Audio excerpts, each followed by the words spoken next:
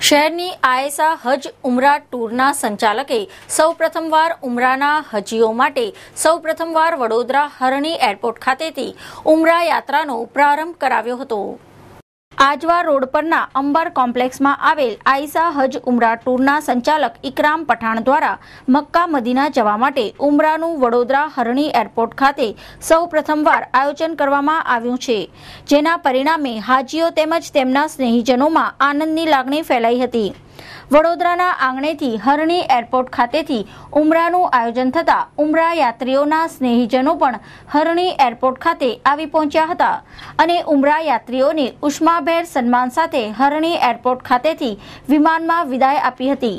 40 જેટલા ઉમરા યાત્રીઓએ શુક્રવારની સવારે હરણી એરપોર્ટ ખાતેથી ઉમરા સફરનો પ્રારંભ કર્યો હતો। આ યાત્રા 20 દિવસ બાદ પરત પણ વડોદરા એરપોર્ટ પર આવશે તેમ જાણવા મળ્યું હતું। अस्सलाम वालेकुम।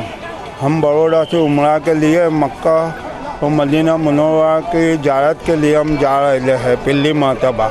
तो आसिफ भाई की इसरा ट्रैवल्स में हम लोग बड़ौदा से रवानगी हमारी है।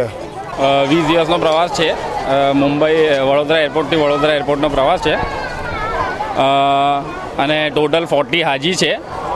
એ મક્કા શરીફનો અને મદીના શરીફનો પ્રવાસ છે આ ઉમરાનો, અને આ પહેલીવાર વડોદરા એરપોર્ટથી વડોદરા એરપોર્ટ લગેજ થ્રુ જશે જેટ એરવેઝમાં, અને હાજીઓને ફૂલ્લી સેટિસ્ફેક્શન છે। વડોદરામાં આ પહેલી ટૂર એવી છે જે વડોદરા એરપોર્ટથી વડોદરા એરપોર્ટ લઈ જાય છે।